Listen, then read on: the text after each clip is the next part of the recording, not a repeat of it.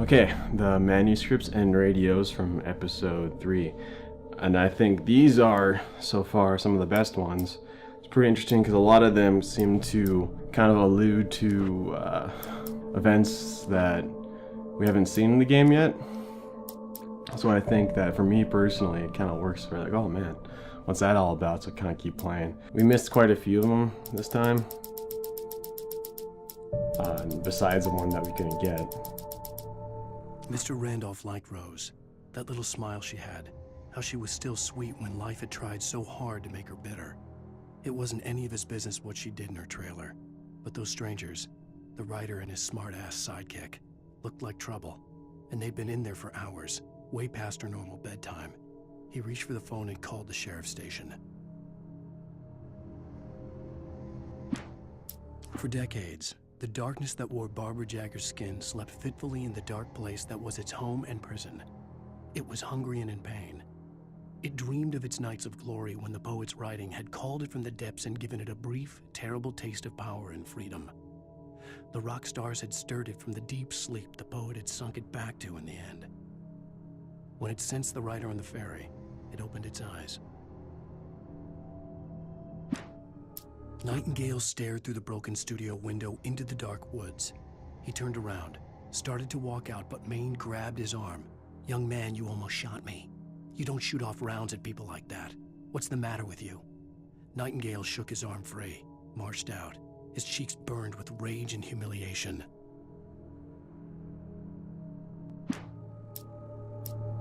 The pipe wrenched itself loose from the bridge's steel framework. Wrapped in darkness, it floated in midair, twitching. For a moment, I didn't understand what I was looking at. The heavy object lurched at me with impossible force. I threw myself out of the way, but just barely. When I turned my flashlight on it, it shook in a dark rage before it flew at me again. I slammed the door shut right in his smug face. He pleaded for me to open the door. True to form, the asshole actually thought I would obey. I had no sympathy left, no guilt either, not for him. I took a moment to savor the scream. I bet I had a smile on my face. It was all that I had time for. The dark presence was inside the lodge with me. The darkness surged towards me, sucking everything loose from the ground into its depths, tugging at my clothes. I saw the flare the kidnapper had dropped and threw myself towards it just as I felt my feet leave the ground. The darkness embraced me with the force of a tornado. Somehow I managed to light the flare. The darkness roared and cast me away. I fell toward the dark waters of the lake far below.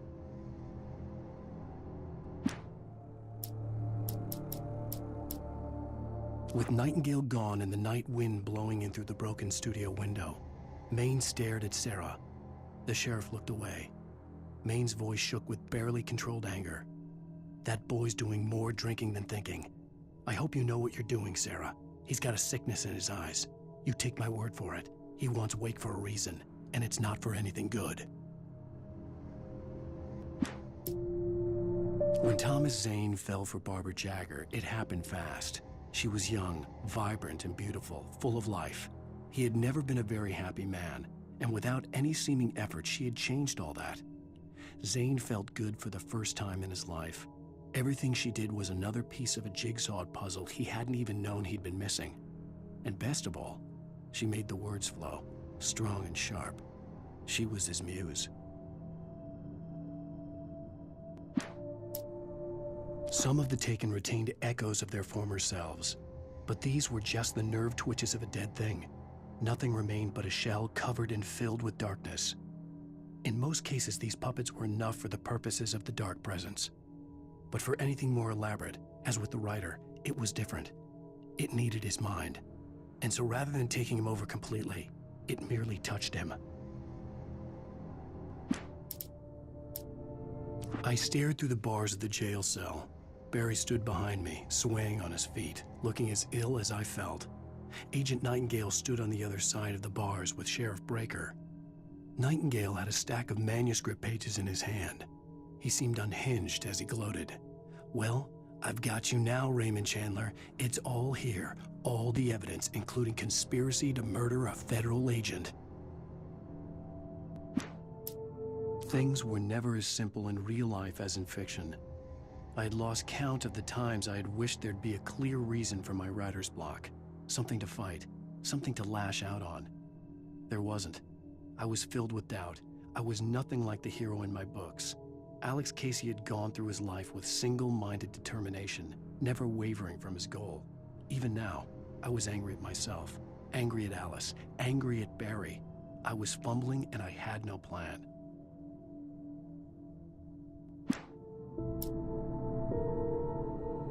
Even behind the closed doors and curtains of his grimy room at the Majestic, the local motel, Nightingale could feel the locals' eyes on him, the unrelenting pressure of their judgment.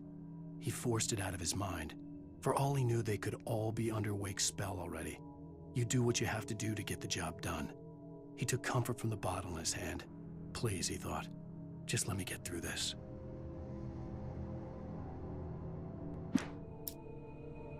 Maud had checked all of Stucky's rental cabins. There had been no sign of the Wakes. It was dark when he'd found their car parked at the end of the road by Cauldron Lake. It made no sense. They must have taken a wrong turn, but there was no sign of them, and the car had been there for hours already. Frustrated, Mott stood on the rotten ruin of the footbridge that had once led to Diver's Isle before it sank beneath the waves years ago. The boss wouldn't be happy. I tried to hold on to Alice, but her form melted away. I was losing control. Dr. Hartman stood in her place. I wanted to hit him, but my arms were jelly. He smiled. It was a reassuring smile, and I hated him for it. I had to give you a sedative. Don't fight it. You went through another rough period. Right now, it's very important that you stay calm. We don't want you to have another episode. You're a patient at my clinic. Have been for a while now. You know, actually, kind of like, since we missed like a total of nine manuscripts that we could have gotten, that suggests to me at least that there was an entirely different part of the game that we didn't go to. Either that, or they're just kind of, you know, behind like a rock or something. I think one of the best things that those manuscripts did is take the Nightingale, the FBI agent character, and they really made him more of a person, less than a psychopath. I think it's almost fascinating the level of kind of sanity that he has, because he didn't really seem to be all there in the game, in those cutscenes. Another thing that they mention is Thomas Zane and Barbara Jagger, and specifically something that's really small. It said that the rock stars kind of let the darkness back out. That seems to be pretty weird to me. Either that's just like a reference or something that they're just saying, or that actually might have some kind of meaning to it. Mott is a name that I don't recognize, but from the looks of it, that might be the kidnapper. I don't know if he'd been named yet. That works out, calling him, that's who it was. The radios, there's quite a few of them. I think 5. I'm guessing that might have something to do with the fact that the radio station was heavily featured in the episode. Just to kind of tie that together. I just stepped outside to catch a breath of fresh air, and let me tell you, the weather's getting heavy. Nights like this make me especially glad I'm here talking to you and not home in bed. Once the weather takes a turn like this, I can't sleep at all. It's all tangled bed sheets and dark thoughts, punctuated by the occasional plunge into nightmare. Is it just me? Well, perhaps it is. But I hope I can make the night a little bit easier to get through. Caller, you're on KBF FM. Hey, Pat, it's Walt Snyder. What's on your mind, Walt? Well, I am the way you are, but, I can't sleep either, you know? I just been staring out the window here, trying to make sense of it all, but, I ain't been drinking either, you know, Well, you sound like a man with a problem, Walt. I had argument with Danny, and, then I got in trouble with the law, and, I'm just, well... I heard something like that, Walt. Yeah, Well, Daddy's my best friend, and, they let me out on bail today. And now I'm just alone here at the window, waiting. Man, and there's something in the air tonight, man. I was just outside looking up at the sky above our broadcast tower thinking the same thing. What are you waiting for, Walt? I don't know. Something's gonna happen.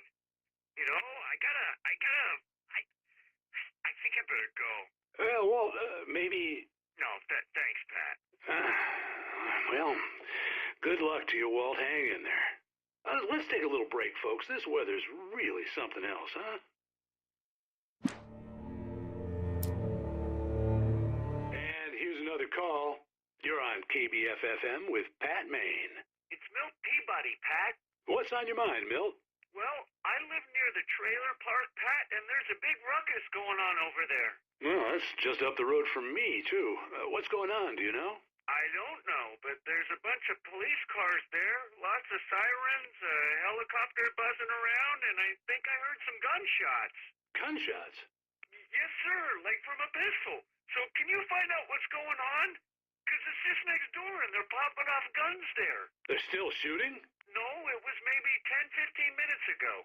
It sounds serious, Pat. I'm telling you, it don't sound like no party.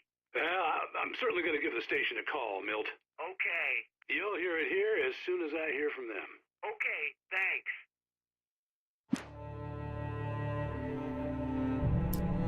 And we have another caller. You're on the air. Pat, it's Lorna Miles. Why, hello, Lorna. What do you have for us?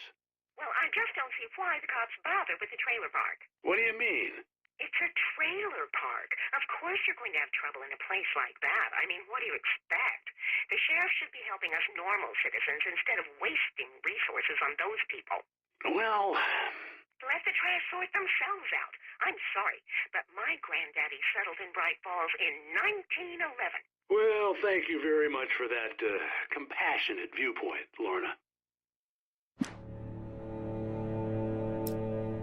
This is Pat Maine, and you're listening to KBF-FM. Folks, I want to apologize for kind of abandoning you to that looping music track last night, but I was detained. You see, I encountered a big-shot G-man with an itchy trigger finger who could use a lesson in manners and a boot in the ass, not necessarily in that order either. Now, folks, I know I'm not being very informative here, and I apologize for that. I really should just keep quiet, but I'm just so peeved right now, because some people just shouldn't be carrying badges. I'm just glad that our Sheriff Breaker was there to straighten things out. And if someone I met last night is listening, let me just say, I'm sorry if my mouth got you in trouble. I'm pretty sure you're not the bad guy here. Godspeed, son. I hope you know what you're doing.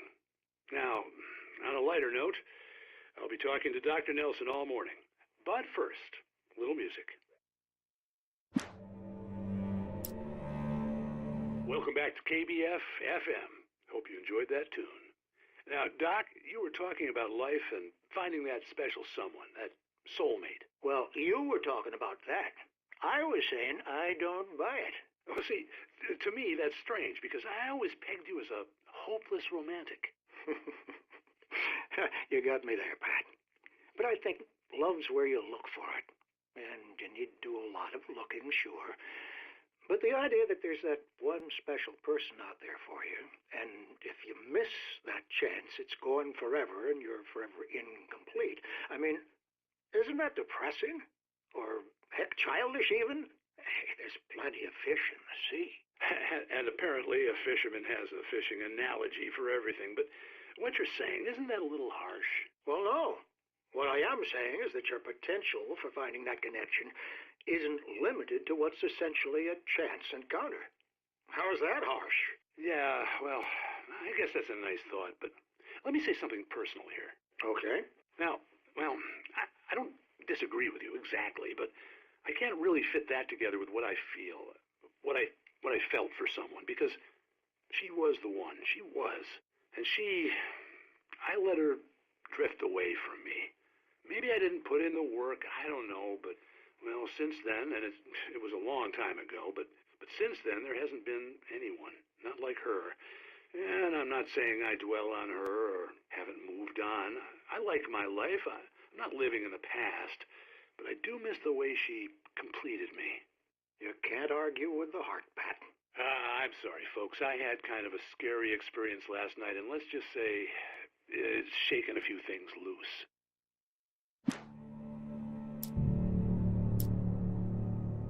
And the fact that Maine and Dr. Hartman, they probably have like a weekly radio show together because Dr. Hartman is a published psychiatrist. And so he'd probably be very much a celebrity around the area.